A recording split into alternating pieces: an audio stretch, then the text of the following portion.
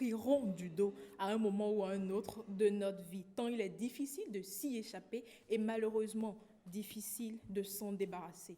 La douleur part de la fesse, gagne la cuisse, la jambe pour atteindre le pied et là, sans aucun doute, c'est la sciatique. Cela dépend surtout de la branche du nerf qui est touchée. Que faire pour ne pas y arriver là, pour ne pas arriver là, pour en parler? Je suis en compagnie de Renaud Amanzoé.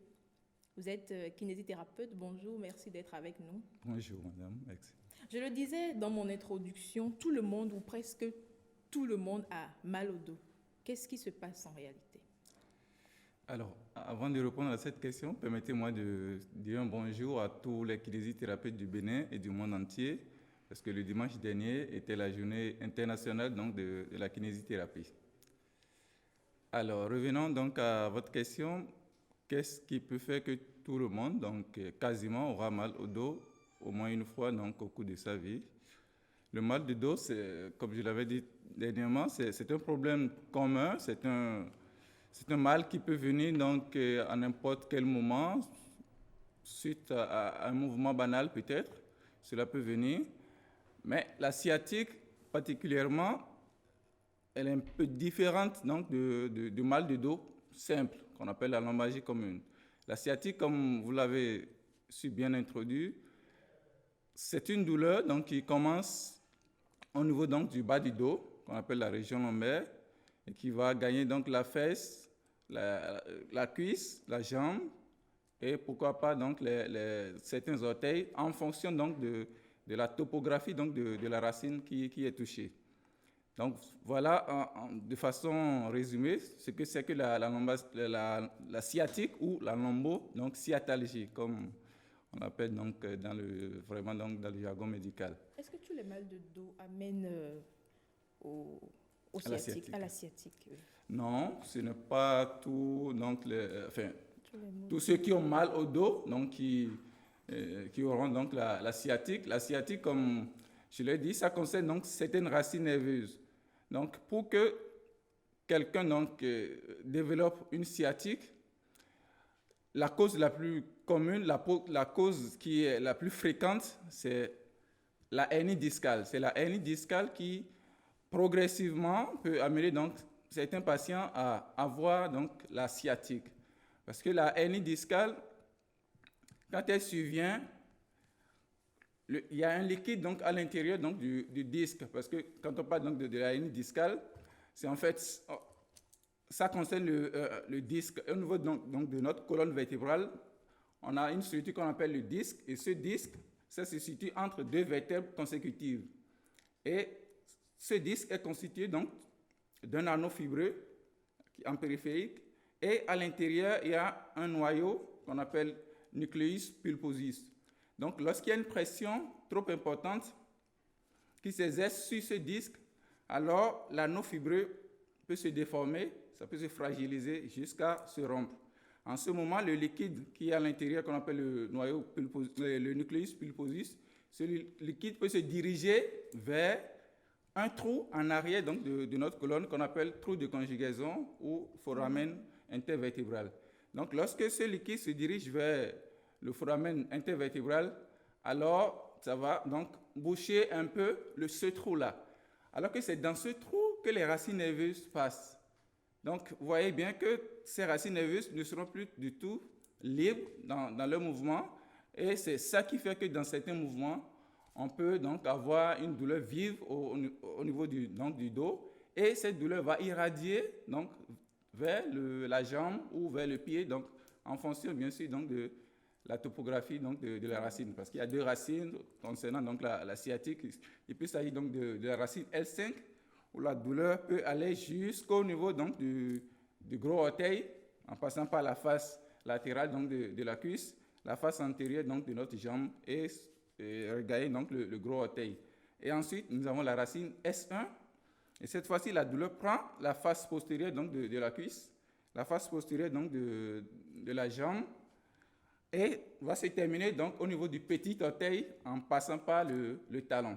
Donc voilà les deux racines nerveuses qui peuvent donc, être touchées en cas donc, de sciatique. Et quand ça vient, ça nous paralyse, on ne vit plus normalement ou on continue avec? Ça nous paralyse? Non, on ne va pas dire ça simplement comme ça. Parce que pour qu'on en arrive donc à une paralysie, il faudrait que, voilà, que la personne d'abord ne fasse rien donc à ce problème, qu'il ne se fasse pas consulter, qu'il ne fasse donc aucun traitement pour ça. Et progressivement, ça peut donc provoquer ce qu'on appelle un déficit moteur. Donc la personne ne pourra plus utiliser convenablement son membre. Et là, ça peut conduire vers la paralysie. Mais ça ne nous prédispose pas directement à la paralysie si on y prend garde. Vous avez parlé tout à l'heure là de traitement. Cela veut dire que ça se soigne. Ça se soigne. Ça se soigne avec quoi? Des antalgiques, des exercices voilà, à donc faire. au début, quand le patient donc, vient en consultation, les médecins donc, généralement leur prescrivent donc, des antalgiques ou des anti-inflammatoires. Et si c'est une douleur qui est extrêmement vive, le médecin peut donc faire une infiltration pour calmer donc, la douleur, un temps soit peu, avant que le patient donc, ne fasse donc, des séances de rééducation, ce qui nous revient nous autres. Donc le patient, il reçoit donc ces traitements médicamenteux et puis après on lui prescrit donc des séances de rééducation où le thérapeute est appelé, donc le kinésithérapeute est appelé donc d'abord à expliquer à son patient de façon claire qu'est-ce qui peut provoquer la sciatique, comment est-ce que ça peut arriver et qu'est-ce qu'il faut faire pour que cela ne s'aggrave pas. Donc on lui donne donc des conseils d'abord, donc des règles donc, d'hygiène posturale pour que la personne ne traîne pas donc, de douleurs vives tout le temps. Et ensuite, donc, on lui propose donc, des séances donc, de rééducation des exercices pour l'amener donc, à avoir moins mal et donc, à prévenir donc, les conséquences qui pourraient donc, découler donc, de cette sciatique-là. On est certes prédisposé à avoir mal le dos, mais la sciatique, est-ce qu'on ne peut pas l'éviter? Est-ce qu'il n'y a pas de... Voilà. Pour éviter la sciatique, il faut d'abord éviter donc, la hernie discale, qui est donc l'étiologie la plus fréquente. Donc 8 personnes sur 10 donc, ayant donc, une hernie discale sont appelées donc, à avoir... Voilà. Pour paraître plus simple. Oui, plus simple, c'est ça que j'avais expliqué tantôt. La hernie discale, c'est lorsqu'une pression trop importante s'exerce sur le disque, au niveau donc qui se trouve entre les vertèbres, que ce disque se déforme et le liquide qui est à l'intérieur donc, du disque sort donc de son anneau fibreux pour se diriger vers un trou donc, en arrière donc, de notre colonne vertébrale. Et c'est en ce moment donc, qu'on parle donc, d'une hernie discale. Donc il faut d'abord prévenir cette hernie d'abord pour dire qu'on peut ne pas avoir donc, de la hernie discale, bien que la hernie discale n'est pour dire qu'on ne peut pas contracter donc, une sciatique. Bien que la hernie discale n'est pas la seule cause donc, de la sciatique, si on en arrive à prévenir, on est à l'abri donc, en grande majorité donc, de la sciatique. D'accord? Donc, pour prévenir la hernie discale, il faut d'abord donc, avoir une bonne stabilité donc, des muscles, donc, une bonne tonicité, j'allais dire, donc des muscles qui assurent la stabilité. Donc, le sport, c'est ça? Voilà, le sport ou l'exercice donc de tonification en salle de gym, mais à condition que l'éducateur ou celui qui donc, doit assurer cette séance s'y connaisse bien donc, dans l'anatomie donc, du corps pour pouvoir tonifier les muscles adéquats pour assurer une bonne stabilité donc, de la colonne vertébrale. Et puis, il y a des conseils aussi qu'il faut donner pour que parce qu'il y a certaines postures dans lesquelles, si le patient donc, cherche à soulever des poids très lourds, tels que les poids donc, supérieurs à 20 kg selon la littérature, si la personne donc, arrive à soulever donc, les charges directement, donc, je donne un exemple simple pour qu'on comprenne.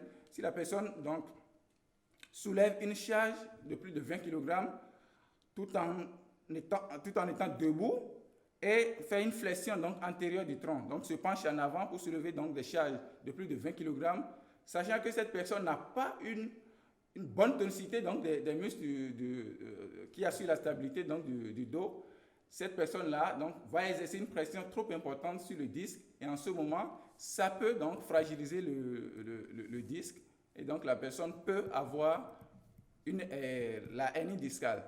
Donc, la tonification donc, des muscles, les règles donc, d'hygiène posturale pour prévenir donc, cette hernie discale-là. Voilà en résumé quelques exercices ou quelques conseils donc, pour prévenir donc, la hernie discale. Et à quel moment la chirurgie intervient-elle?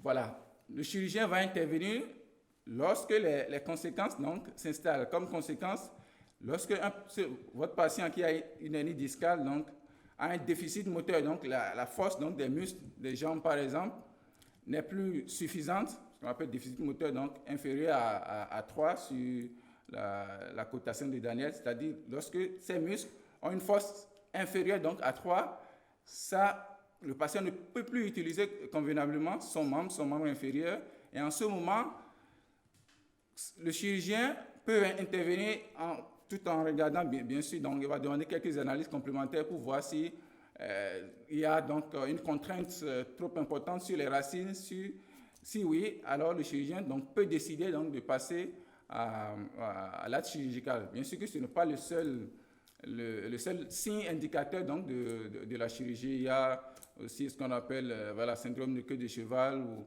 le patient donc, a une incontinence urinaire, il fait donc, des fuites et autres. Alors là, c'est des signes donc, qui peuvent donc, amener le chirurgien à opérer. On ne va pas se faire opérer, on est déjà averti, on a tout ce qu'il faut pour ne pas en arriver là. Il faudra surtout tonifier nos muscles. Herman, tu l'as compris? Bien sûr, ça je l'ai compris depuis fort longtemps, c'est pourquoi je me suis mis au travail. Mylène en sait quelque chose, Bruno également en sait quelque chose. Quand on se retrouve là où il sait, c'est qu'il n'arrive pas à tenir 1 heure. Et quand je dis là où il sait, c'est à la salle de gym, bien évidemment. Il ne faut pas que mes propos prêtent à confusion. Voilà, donc il faudrait évidemment donc, voir un kinésithérapeute aussi pour avoir donc, des conseils par rapport donc, aux exercices qu'il faille faire et puis par rapport donc, à avoir une bonne éducation posturale aussi donc, pour ne pas donc, choper ce mal. Merci à vous, merci pour vos éclaircissements. Je vous en prie. Merci donc à vous, docteur, et bon retour chez vous, bien évidemment.